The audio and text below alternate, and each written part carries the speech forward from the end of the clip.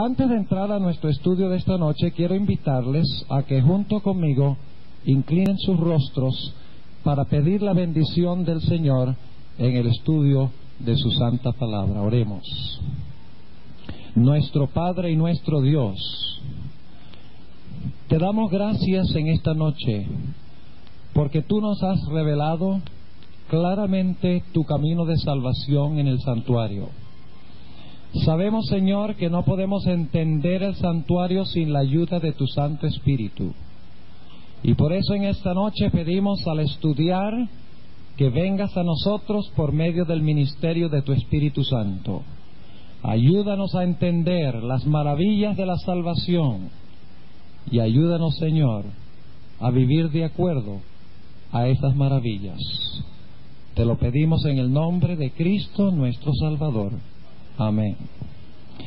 En esta noche quisiera repasar brevemente lo que estudiamos anoche en nuestro tema. Hasta ahora hemos cubierto 3 aspectos del santuario. Hemos hablado del orden del santuario, desde el atrio hasta el lugar santísimo. Anoche hablamos en cuanto al año de agricultura judío. Y luego ayer también hablamos en cuanto a las fiestas o los festivales o las celebraciones solemnes de la nación judía. Ahora, en esta noche queremos hablar del éxodo del pueblo de Israel tal cual se encuentra esbozado en el santuario. Pero antes de hacerlo, quiero repasar en nuestras mentes. Yo creo que cuando terminemos esta semana, en nuestras mentes va a estar bien claro el orden del santuario. Recuerden que la puerta de entrada al atrio se quedaba en qué dirección del compás, en el oriente. ¿Cuál era el primer mueble que se encontraba en el lugar, en el atrio? El altar del sacrificio. Luego, ¿qué mueble se encontraba? La fuente o el lavacro. Luego entraba uno en la tienda de reunión y encontraba al lado izquierdo, al sur, ¿qué mueble? El candelero. Muy bien. Luego miraba uno al lado derecho y ¿qué mueble conseguía? La mesa con los panes de la proposición, y abajo de la mesa había una repisa. ¿Y qué se encontraba sobre la repisa? Vino. Muy bien. Luego miraba uno al frente y ¿qué mueble encontraba? ¿El altar de qué? El altar de oro o el altar de incienso, a donde se ofrecía incienso agradable a Jehová. Luego, detrás de la cortina que dividía el lugar santo del lugar santísimo, encontramos en el lugar santísimo ¿cuántos muebles? Un solo mueble. Y dentro del mueble se encontraba ¿qué? La ley de Jehová. ¿Qué más? La vara de Aarón. ¿Y qué más? El pote de maná con el cual Dios había alimentado a Israel durante el periodo de 40 años que pasaron en el desierto. Ahora, anoche hablamos del año de agricultura judío y vamos a repasar el año de agricultura judío para que podamos entender el paralelo. Tenemos en primer lugar el otoño. ¿Qué pasaba en el otoño? Caía poca lluvia. ¿Caía poca lluvia en el otoño? No, llovía mucho. ¿Y qué pasaba con la tierra? La tierra se ablandaba. ¿Y por qué era importante que se ablandara la tierra? Para que fuera fácil, ¿qué? Sembrar la semilla. Después de sembrar la semilla germinaba y crecía y cosechaban en el invierno, ¿no? Ah, no, así no era. ¿Cómo era entonces? Una vez que se sembraba la semilla, ¿qué clase de semillas se sembraban? Habían 2. La cebada y ¿qué? Ah, ustedes son buenos alumnos. La cebada y el trigo. ¿Qué sucedía con las semillas de cebada y el trigo durante el invierno? Dormían. ¿Por qué dormían? Porque el invierno era ¿qué? Oscuro y frío. Pero ustedes notan que el frío y la oscuridad del invierno eran rotos. ¿Por qué? Por el sol de la primavera. Exactamente, de la primavera. Y empezaba a llover en la primavera. ¿Y qué pasaba con las semillas que se habían sembrado en la primavera? Germinaban, morían ¿Y qué? Y germinaban. La semilla de cebada germinaba primero y crecía más rápido. La de trigo germinaba más despacio y la cosecha era más tardía. Pero en la primavera, el primer festival que se celebraba era ¿cuál festival? La Pascua. Y recuerdan que leímos de Juan el capítulo 12 anoche, que ¿qué pasaba en la Pascua? ¿Qué representaba la Pascua? ¿La muerte de quién? La muerte de Cristo. Y decía en Juan 12 que si la semilla no cae en la tierra, ¿y qué? Y muere, no puede germinar y producir ¿qué? Y producir fruto. Y eso representaba la muerte y la ¿qué? Y la resurrección de Cristo Jesús. ¿Qué conmemoraba la Pascua entonces?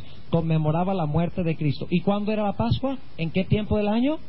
En la primavera. Noten que en la primavera la semilla de cebada que había germinado crece y se prepara para la cosecha, y la semilla de trigo muere y empieza a germinar para una cosecha que se va a hacer mucho más tarde, en realidad 50 días después del Festival de las Primicias. Ahora, ¿qué mueble en el santuario coordina con la Pascua? ¿Dónde mataban al animal que simboliza a Cristo? Lo mataban en el altar del sacrificio. Ahora, ¿cuál era el siguiente festival? La Pascua, y luego ¿qué? El festival del pan sin levadura, que dicho sea de paso, el 14 de Nisan era cuando se celebraba la Pascua. El 15 de Nisan era un día solemne de reposo. ¿Qué día reposó Jesucristo, el pan de vida, en el sepulcro? El sábado. Fíjense qué interesante. Y luego empezaba el festival del pan sin levadura, o de los ácimos, en el día 15, y luego el día 16, que era el tercer día después del 14, 15 y 16, ¿qué festival se celebraba? El festival de las ¿qué? De las primicias. Cuando se tomaba una gavilla de ¿qué? De los primeros frutos de cebada, y se mecía delante de ¿quién? Se mecía en la presencia del Señor como símbolo de la cosecha grande que estaba próxima a venir. O sea, la cosecha de los primeros frutos de cebada era un indicio de que iba a haber una cosecha gigantesca que venía en el futuro, que venía en el día del Pentecostés. Ahora, ¿qué representaba el mecer la gavilla? ¿Cuál mueble del santuario cuadra con la gavilla? Después del altar del sacrificio y la Pascua, ¿qué mueble tenemos? Tenemos el lavacro, ¿no es cierto? ¿Y qué representa el lavacro? El lavacro representa el bautismo. ¿Y qué pasa en el bautismo? Viene la muerte, pero viene también ¿qué cosa?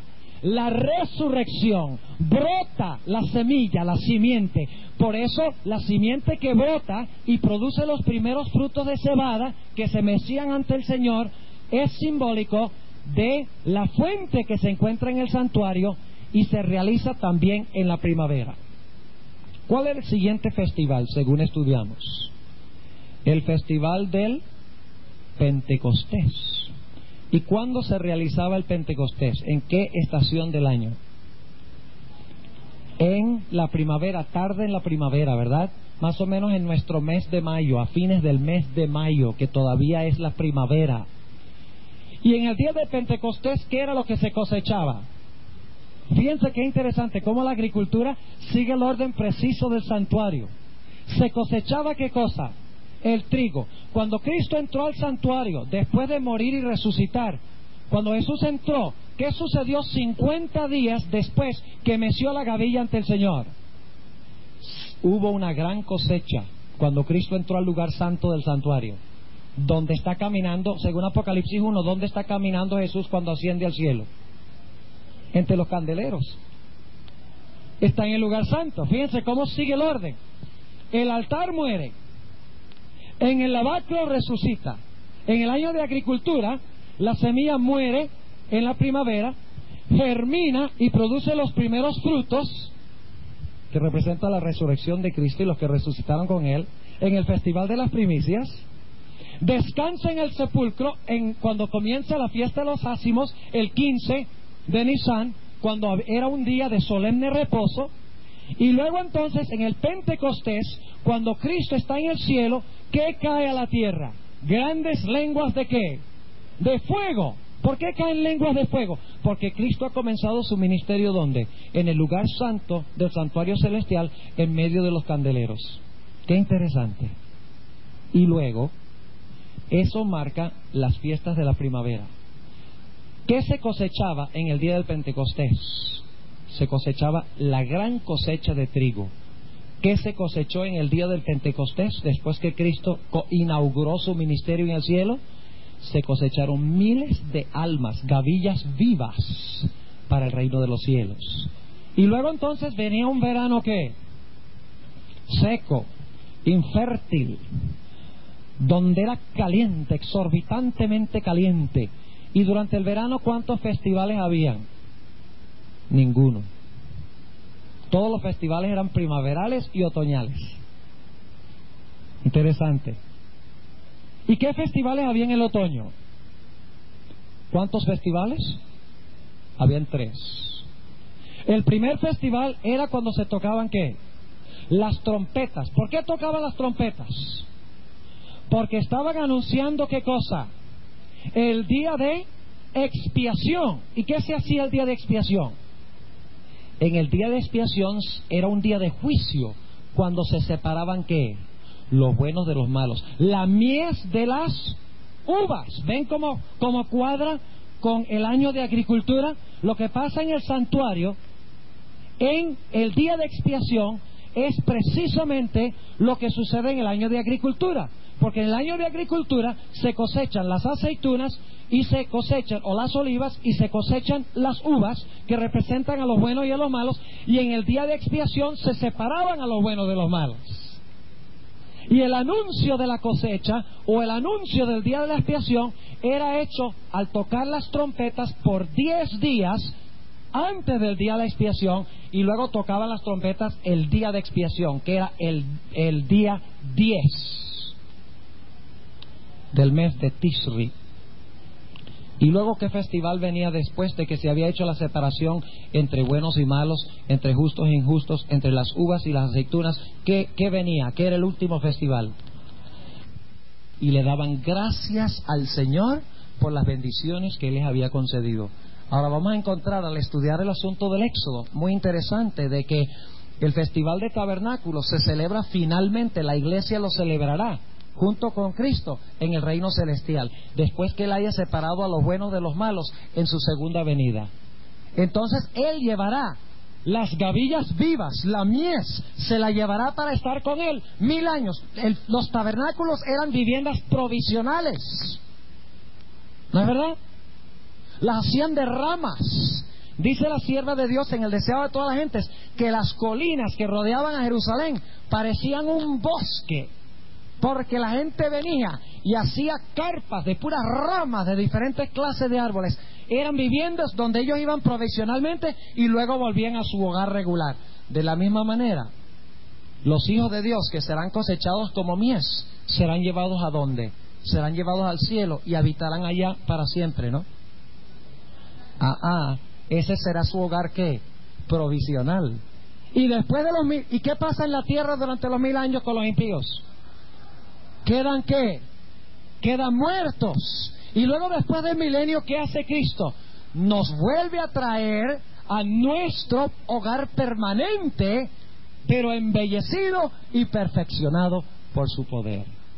¿Se dan cuenta ustedes cómo el año de agricultura judío sigue exactamente el orden del santuario?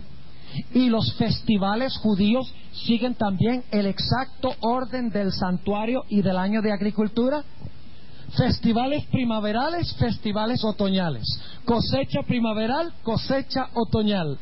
La semilla germina en la primavera, produce fruto tarde en la primavera. De la misma manera, Cristo muere en el altar, resucita en el lavacro, entra en el lugar santo para su obra y cosecha en el juicio en el lugar santísimo.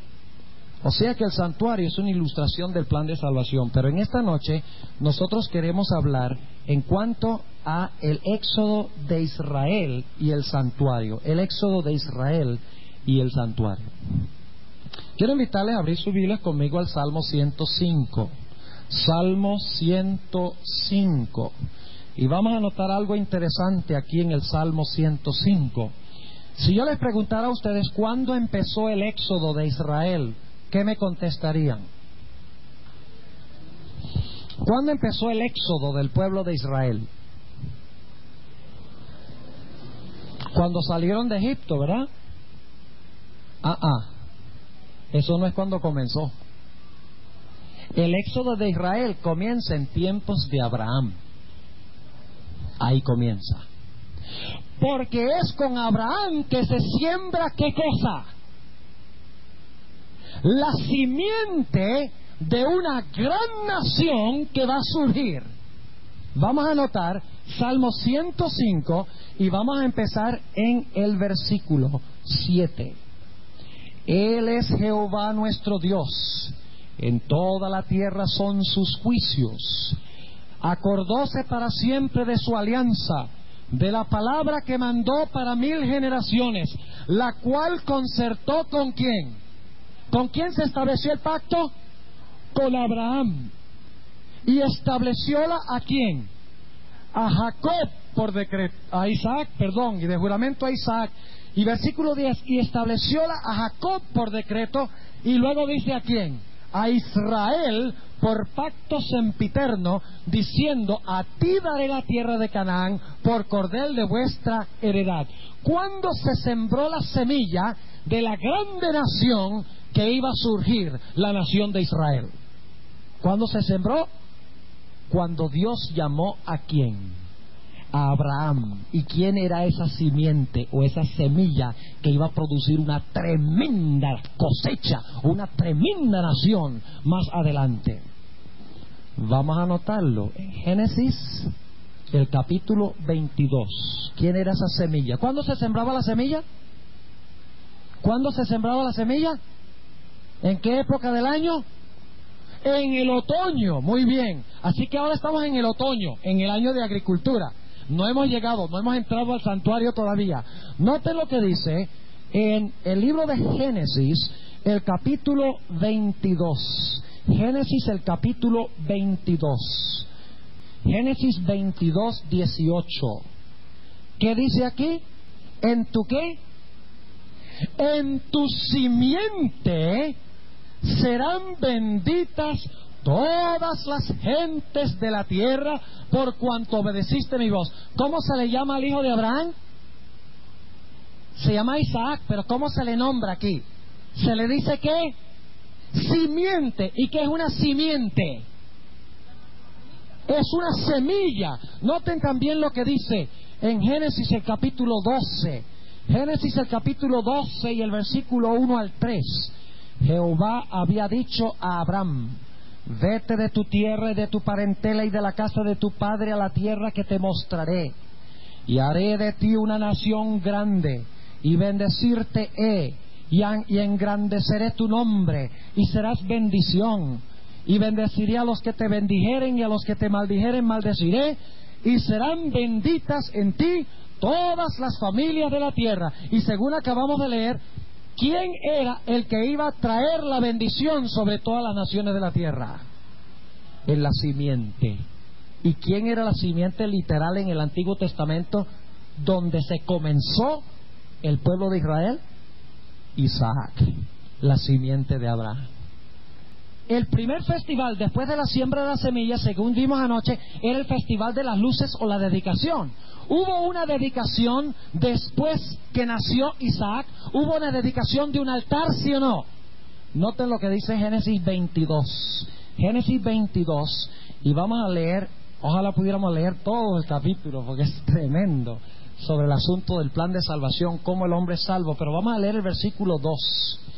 Y dijo: toma ahora tu hijo, tu único, Isaac, a quien amas, y vete a tierra de ¿qué?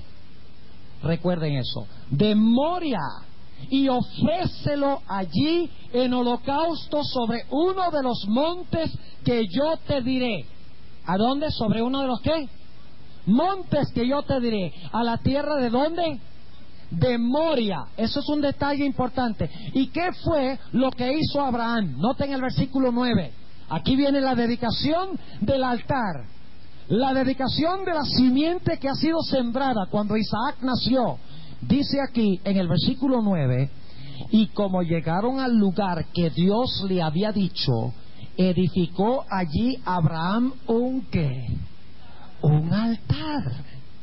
Y compuso la leña, y ató a Isaac su hijo, y púsole en el altar sobre la leña. Así que la simiente que fue sembrada, ahora el altar es construido y es colocado Isaac sobre el altar. Ahora ustedes dirán, ¿y por qué es tan importante eso? Vamos a Segunda de Crónicas, el capítulo 3. ¿Saben ustedes que ese mismo lugar donde se construyó ese altar es donde se construyó más adelante el altar del sacrificio en el templo de Salomón? Interesante. El altar que fue dedicado, el lugar que fue santificado por Dios, cuando Isaac fue llevado para ser sacrificado, en ese preciso sitio, más adelante se construyó el altar del sacrificio del templo de Salomón. El lugar había sido dedicado. Y saben ustedes algo muy interesante. El pueblo de Israel entró a la tierra de Canaán y logró conquistar toda la tierra de Canaán menos un lugar por siglos, y era el monte de Moria. Y los lugares donde se hacían los más atroces sacrificios y celebraciones paganas, donde se sacrificaban inclusive a los hijos, a los falsos dioses, era en el monte Moria. Y Satanás se aferró de ese monte con toda la fuerza que tenía y no quería soltar el monte, porque él sabía que ese monte había sido dedicado. Él había visto el sacrificio de Isaac y sabía lo que representaba. Sabía que representaba donde se iba a construir el altar del sacrificio más adelante en el santuario. Era un lugar que había sido dedicado por Dios. ¿Están viendo el paralelo que estamos hablando? Noten ahora lo que dice en Segunda de Crónicas. Segunda de Crónicas, el capítulo 3 y el versículo 1. Cuando se construyó el templo, ¿a dónde se construyó? Y comenzó Salomón a edificar la casa en Jerusalén, en el monte. ¿Cómo?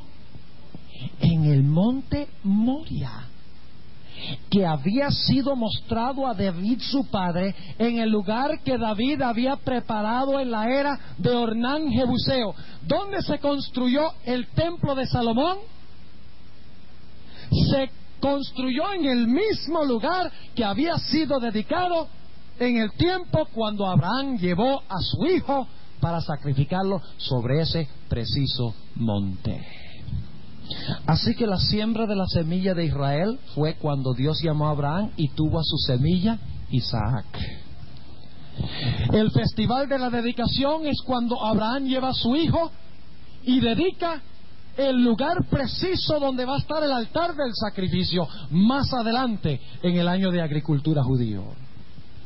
Después de la dedicación del lugar donde se construiría el altar del templo de Salomón, el pueblo cayó en un periodo de vil y terrible servidumbre, donde apostataron de la fe, se les olvidó el sábado, empezaron a comer carnes prohibidas por Dios, empezaron a adorar los ídolos que adoraban los egipcios, empezaron a practicar idolatría e inmoralidad. El invierno de Israel, esclavos, siervos en Egipto, oscuridad, frío, infertilidad. Éxodo, el capítulo 2. Después de la dedicación del altar y la siembra de la simiente, la semilla queda por un tiempo, ¿qué cosa? Latente y callada por causa del frío.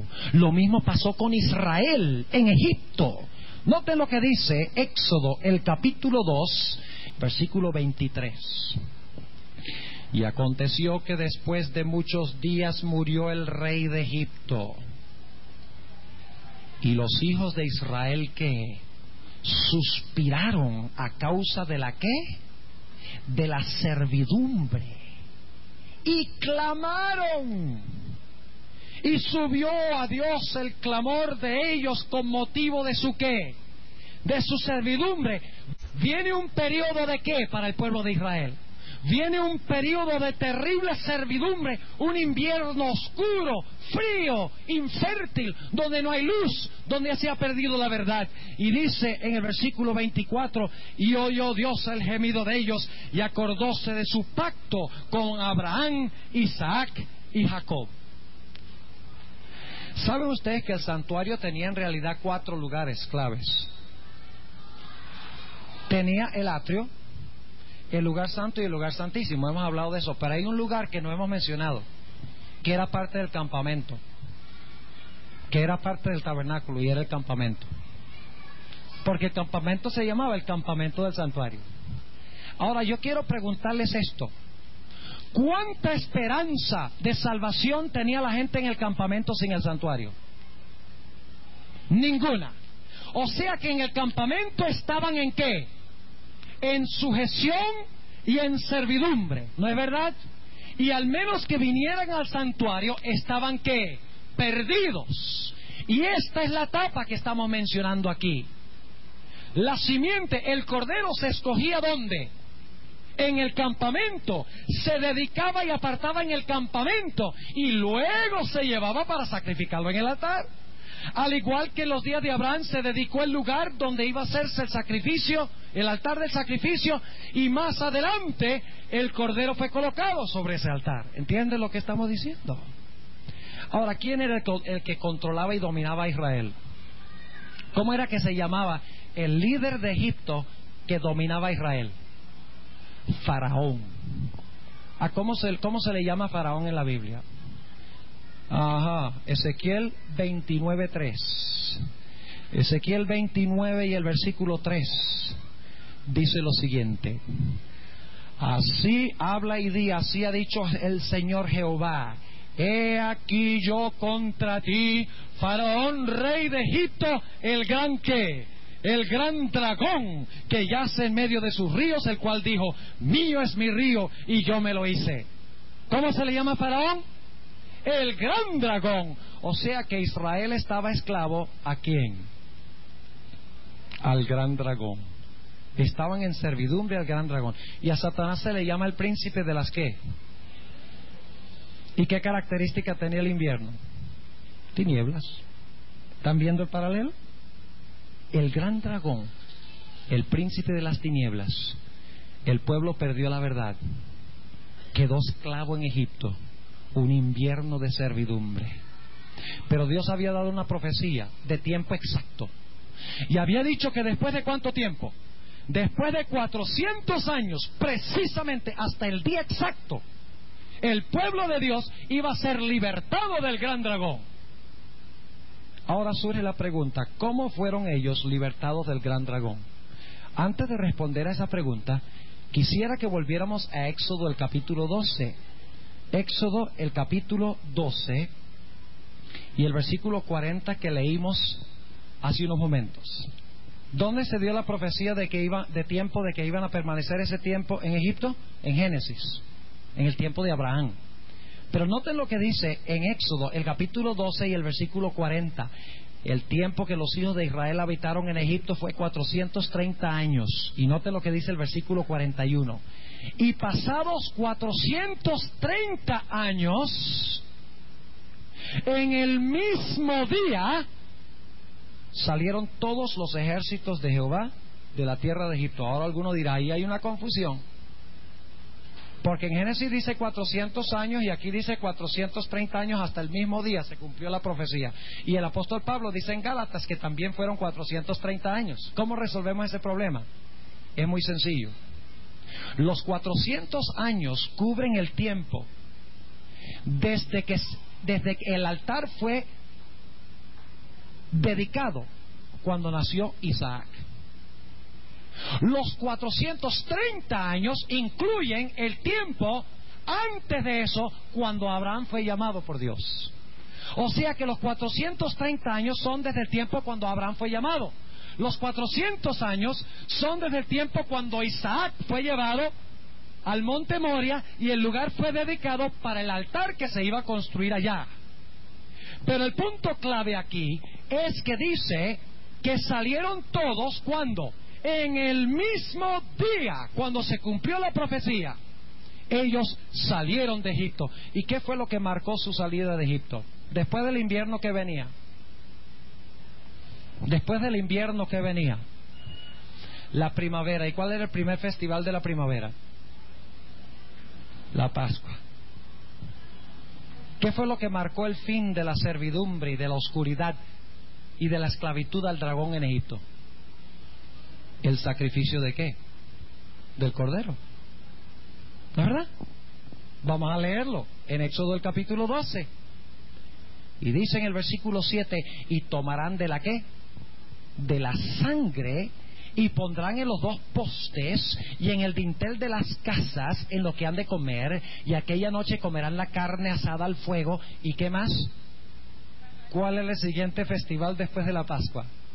Pan sin levadura. ¿Qué come? El pan sin levadura no solamente representa a Cristo. La Pascua no solamente representa a Cristo, sino que representa el momento cuando Israel es libertado de Egipto. El pan sin levadura representa la liberación de Israel. ¿De dónde? De Egipto.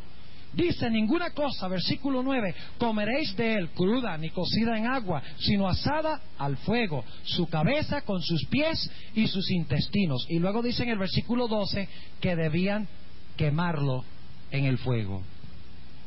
¿Ven cómo estamos siguiendo el año de agricultura? En el otoño se siembra la semilla. ¿Cuándo se sembró la semilla de la nación de Israel? Cuando se llamó Abraham y tuvo ¿a quién? A Isaac la simiente. Y luego después de eso se dedicó ¿qué? El altar. ¿Y qué festival es ese? El festival de dedicación. Y luego después de eso viene ¿qué estación del año?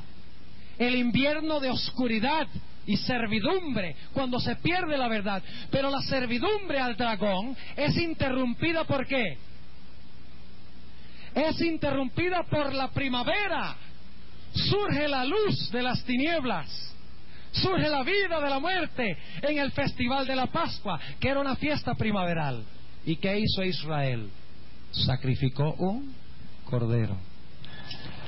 Ahora vayamos un paso más allá. ¿Cuál era el siguiente mueble en el santuario? El lavacro.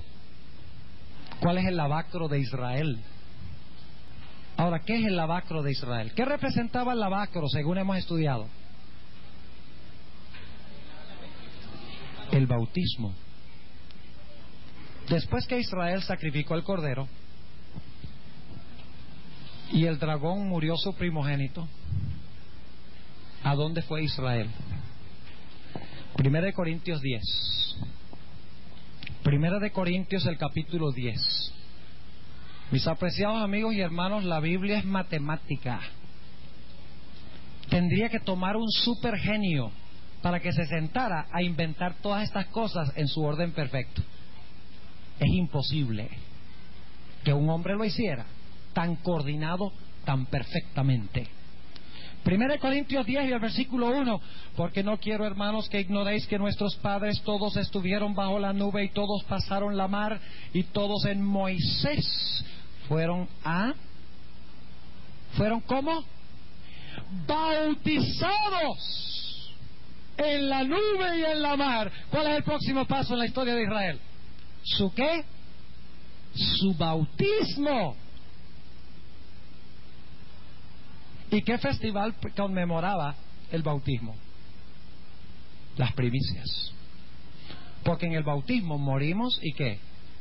Y resucitamos. Por eso se llama el lavacro de la regeneración. En Tito 3:5 se le llama al lavacro el lavacro de la regeneración.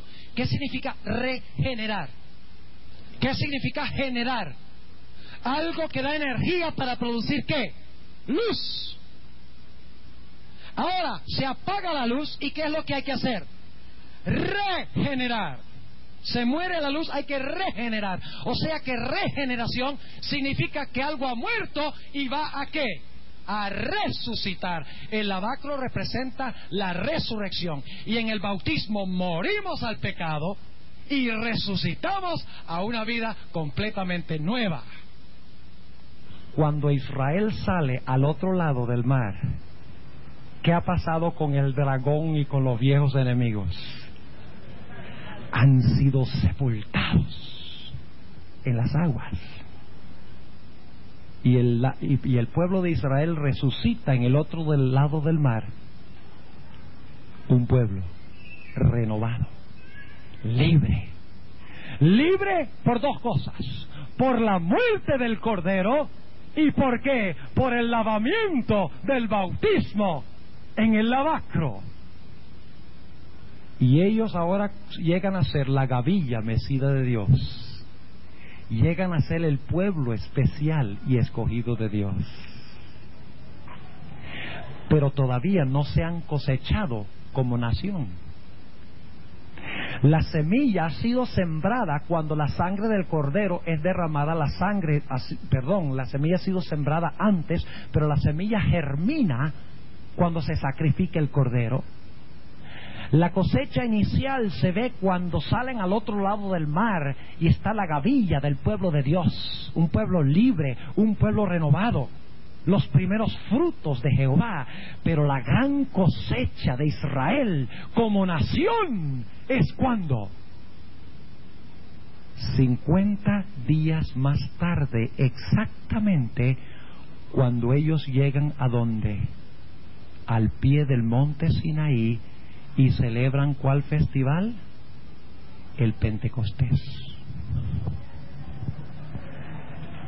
Ahora, hemos visto hasta ahora el campamento. Eran esclavos en el campamento, ¿no es verdad? Eran esclavos en el campamento. Pero ¿qué pasó? La semilla fue sembrada. Isaac. De él iba a parecer una tremenda nación, ¿no es verdad? Una tremenda cosecha. El altar fue dedicado en el invierno. Se perdió la verdad. Hubo apostasía. Hubo servidumbre. La oscuridad del invierno. El invierno es interrumpido ¿por qué? Por la luz que empieza a amanecer. Y esa luz culmina en el sacrificio ¿de qué? Del Cordero. Y el derramamiento de la sangre del Cordero. Ahí la semilla muere y ¿qué? Y germina. Y luego Israel del altar del sacrificio pasan por el lavacro, por el mar, y son bautizados. ¿Cuál es el próximo lugar en el santuario? El lugar santo. Ahora yo quiero preguntarles, ¿qué había en el lugar santo? El candelabro. ¿Qué hacía el candelero en el santuario? ¿Daba qué? Luz.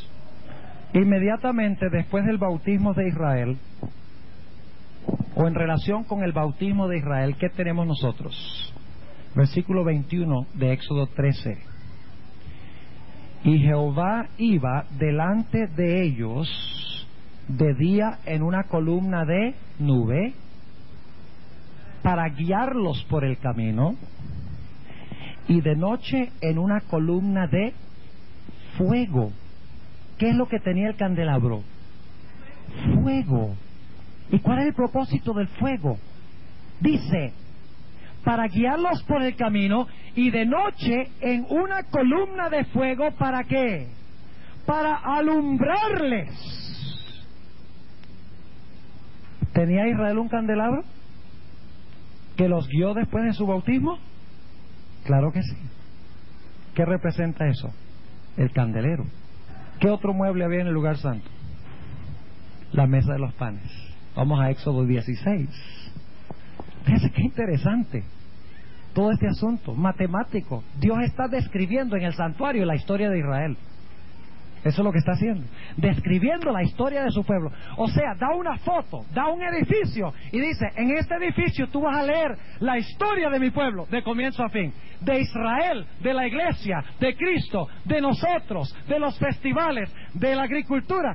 Todo es intercalado e interrelacionado. Noten lo que dice en Éxodo el capítulo 16. ¿De qué habla Éxodo 16? Del maná que cayó del cielo. ¿Y qué era maná? ¿Cómo lo llama la Biblia? Pan de ángeles. Ahí está la mesa de los panes, ¿No es verdad?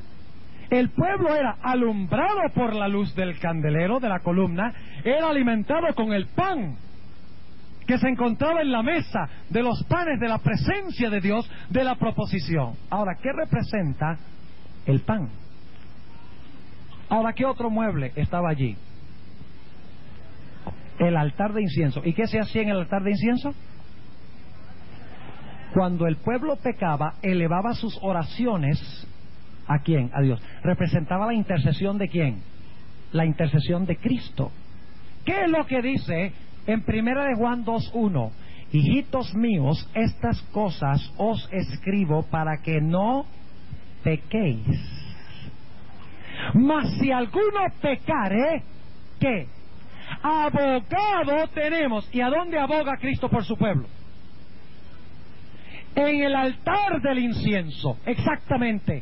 Ahora, ¿quién en el Antiguo Testamento simbolizó la intercesión de Cristo Jesús en el altar por su pueblo? Dice aquí en Éxodo 32 y el versículo 31, entonces volvió Moisés a Jehová y dijo: ruégote pues que este pueblo ha cometido un gran pecado, porque se hicieron dioses de oro. Hoy nosotros no tenemos ese problema de hacernos dioses de oro, ¿verdad? Ahora, ¿qué dice Moisés en el versículo 32? Que perdones ahora su pecado. ¿Qué está haciendo Moisés? Está intercediendo por el pueblo en el altar. Y si no, ¿qué dice Moisés? Y si no los perdonas a ellos, ráeme, es decir, bórrame ahora de tu libro que has escrito. Y saben ustedes que la sierva de Dios dice que Cristo, ante la presencia del Padre en el altar de incienso, dice, y esto está en Primeros Escritos, página 37, Cristo dice al Padre: mi sangre, mi sangre, mi sangre. Cuando se repite una cosa 3 veces es porque es muy importante. Jesús aboga por los pecadores. Y Jesús dice: Padre, si yo no puedo traerme a los míos acá, si tú no les puedes perdonar por virtud de mi sangre, ráeme ahora de tu libro. Así se identifica Cristo Jesús con su pueblo. Gloria al Señor. Qué maravilloso Salvador tenemos. Él le dice a su Padre: si yo no puedo traerme aquí a los míos, que yo amo tanto, sácame a mí también. Qué tremendo espíritu. Ese es el altar de ¿qué? De intercesión. Ahora hemos llegado ¿hasta dónde? Hasta el lugar santo.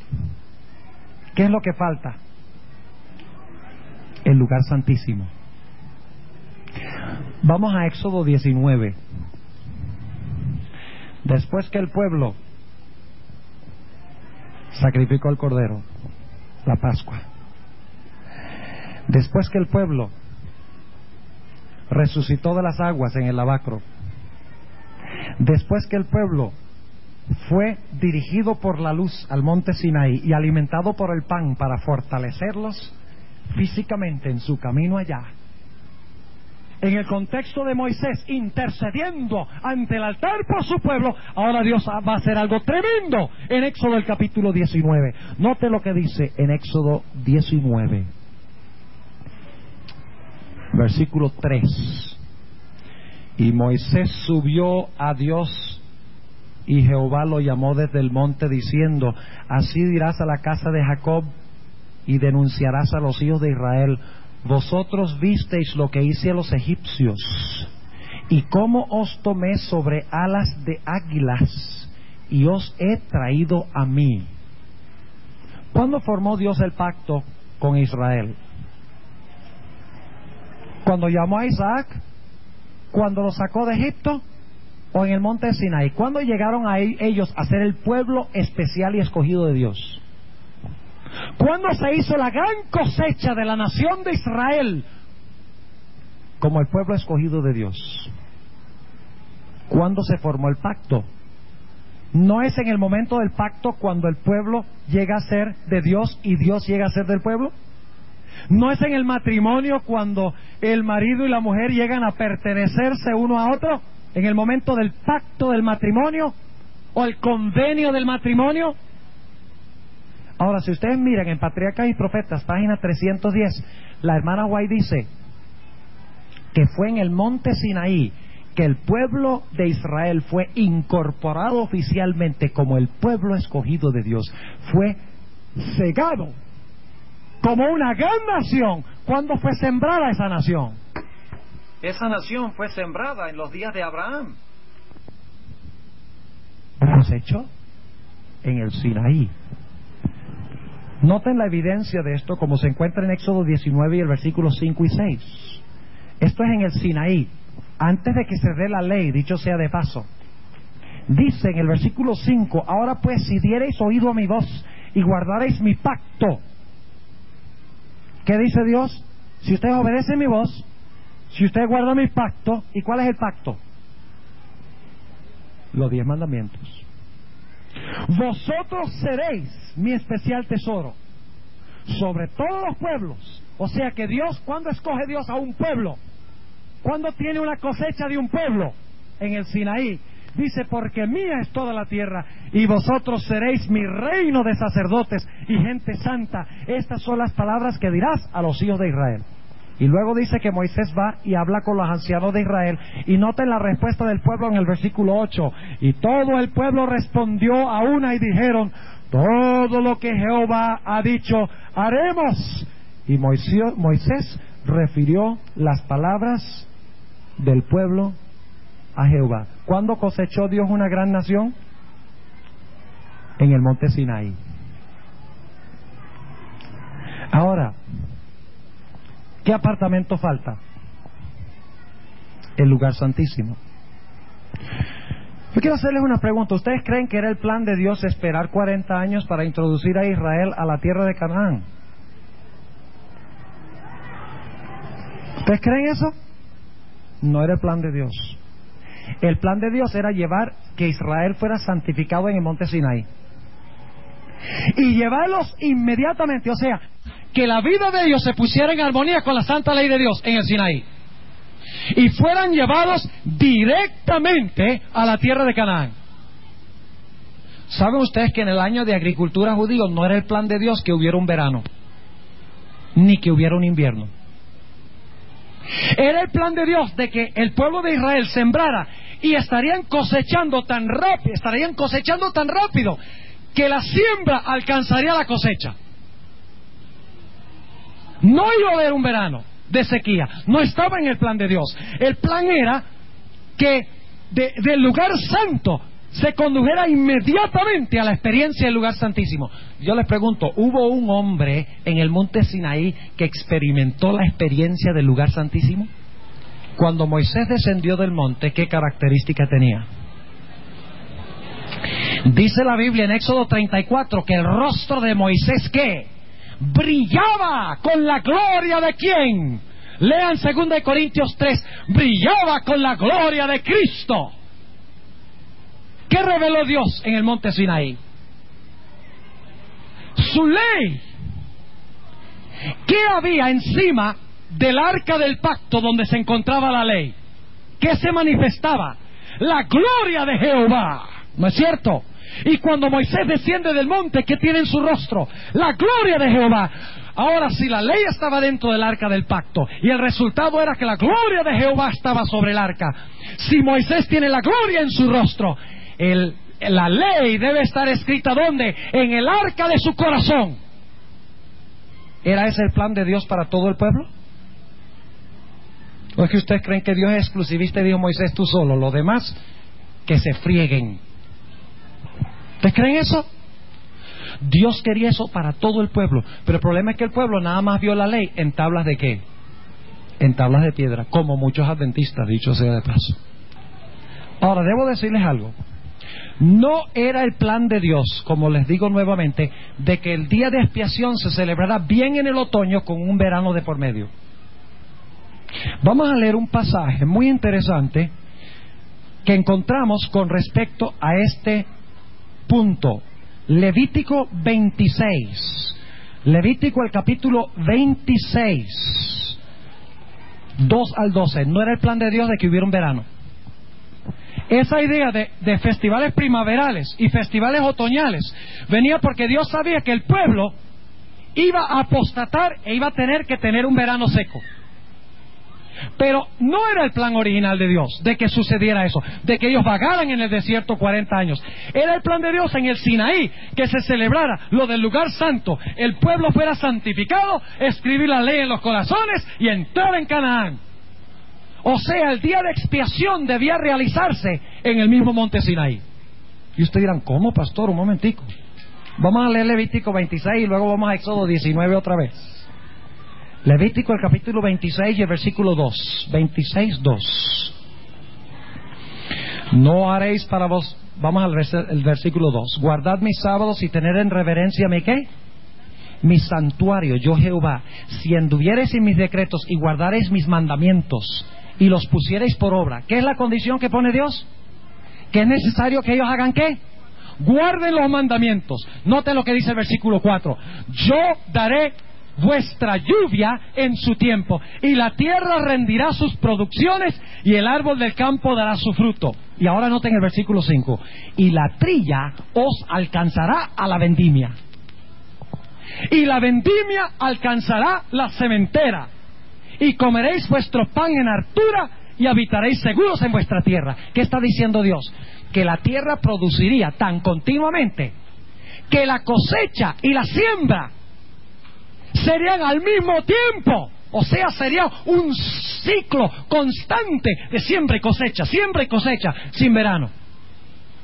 Era el plan de Dios de que al experimentar, al ser guiados por la luz, al participar del pan, la intercesión de Moisés, al crecer en el lugar santo, porque ellos murieron en el altar, nacieron en el lavacro, crecieron en el lugar santo y debían alcanzar la perfección en el lugar santísimo para entrar en Canaán. Y ustedes dicen, ¿cómo sabemos que Dios quería que se realizara el día de expiación, la separación de buenos y de malos en el día de expiación y el festival de tabernáculos allí mismo?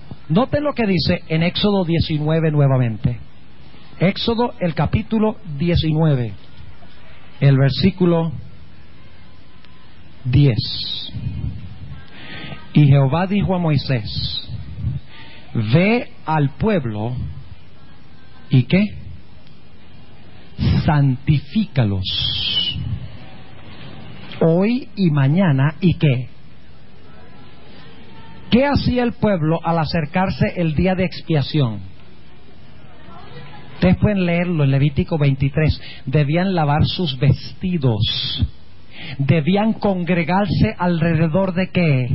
Del santuario, y debían afligir sus almas antes de que Dios dé su ley, que dice Él: santifícalos hoy y mañana, y laven sus vestidos y estén apercibidos para el día tercero, porque al tercer día Jehová descenderá a ojos de todo el pueblo sobre el monte Sinaí, y señalarás término al pueblo en derredor, diciendo: guardaos, no subáis al monte. ¿Qué orden le había dado Dios al pueblo de Israel con respecto al santuario en el día de expiación y en las demás celebraciones? ¿Ellos podían entrar al santuario? No. ¿Podían entrar a donde estaba la ley? No. Aquí Dios dice: en el monte yo voy a dar mi ley, nadie se acerque, nadie toque. Cualquiera que tocar el monte, de seguro que morirá. El que no afría su alma en el día de expiación, ¿qué pasaba con él? Moría, era cortado de medio del pueblo. Tenemos la preparación aquí. Versículo 13: no le tocará mano, mas será apedreado o asaetado, sea animal o sea hombre, no vivirá, en habiendo sonado largamente la ¿qué? La bocina. ¿Qué es una bocina? Una trompeta. ¿Qué era el festival que anunciaba el día de expiación cuando se traía a la luz la ley? Las trompetas. Aquí tenemos preparación, trompetas. Sigamos. Versículo 14: y descendió Moisés del monte al pueblo y santificó al pueblo. ¿Dónde somos santificados en el tabernáculo? ¿Dónde es la santificación? En el lugar santo. ¿Dónde es la justificación? En el atrio. En el atrio somos perdonados en el altar y regenerados en el lavacro. En el lugar santo crecemos comiendo el pan, que es estudiando la palabra, orando en el altar y dando nuestra luz al mundo en el candelero. Así que aquí dice, y descendió Moisés del monte al pueblo y santificó al pueblo. ¿Y qué hicieron? Y lavaron sus vestidos. Y dijo al pueblo, estad apercibidos para el tercer día, no lleguéis a mujer. Y aconteció al tercer día, cuando vino la mañana, que vinieron ¿qué? ¿Qué vinieron? Truenos. Recuerden esto, no olviden estos detalles, pues son muy importantes. Dios quería que el día de expiación fuera en el monte Sinaí. Vamos a ir a un texto en un momento. Dice que vinieron truenos y ¿qué? Y relámpagos y espesa nube sobre el monte, y el sonido de ¿qué? De bocina o de trompeta muy fuerte, y estremecióse todo el pueblo que estaba ¿dónde? En el real, es decir, en el campamento. Versículo 18, y todo el monte de Sinaí ¿qué? Humeaba, porque Jehová había descendido sobre él ¿en qué? En fuego, y el humo de él subía como el humo de un horno, y todo el monte se estremeció en gran manera. ¿Qué fue lo que pasó cuando se dio la ley? Primero se oyó el sonido de ¿qué? Trompetas. El pueblo se preparó primero. Se oyó el sonido de trompetas. Luego Dios descendió sobre el monte. Y cuando descendió sobre el monte, ¿descendió en qué? En fuego. Y no solo descendió en fuego, sino que dice que hubo truenos. ¿Y hubo qué más? Relámpagos. Y un gran ¿qué? Terremoto. Esta es la experiencia del lugar santísimo. Y usted dice, ¿cómo sabemos eso? Apocalipsis 11:19. Apocalipsis, el capítulo 11 y el versículo 19. Tremenda verdad que encontramos aquí, hermanos. Apocalipsis 11 y el versículo 19. ¿Qué pasa cuando se ve el arca del pacto donde está la ley de Dios? Dice en Apocalipsis 11 y el versículo 19 lo siguiente. Escuchen. Y el templo de Dios fue abierto en el cielo, y el arca de su testamento fue vista. ¿Qué fue vista en el cielo cuando se abrió? ¿El qué? El arca. ¿Y qué estaba en el arca? La ley. ¿Y qué hubo cuando se reveló la ley? Dice, y fueron hechos relámpagos y voces. ¿Se escuchó la voz de Dios en el Sinaí hablando al pueblo? ¿Entendieron lo que estaban oyendo? No. Dice, y fueron hechos relámpagos y voces y truenos y terremotos y grande granizo. ¿Cuándo quería Dios que se realizara el día de expiación en el lugar santísimo? En el monte Sinaí. Y era el plan llevarlos directamente a Canaán para celebrar el festival de tabernáculos. Ese era el plan de Dios. Vamos a encontrar en el éxodo de Israel, del Israel moderno, de la iglesia adventista, que no es el plan de Dios de que nosotros estemos aquí esta noche teniendo estas conferencias. Cero. No tienen nada que ofrecernos. Israel, en el monte Sinaí, Dios quería que pasaran rápidamente por la experiencia del lugar santo y prepararse para encontrarse con su Dios. Hubo uno que experimentó eso, que fue Moisés, porque el Espíritu que grabó la ley en tablas de piedra, la grabó ¿dónde? En su corazón. Y eso es lo que Dios quería hacer con el pueblo. ¿Cuántos entienden lo que estamos diciendo? ¿No es maravilloso este asunto?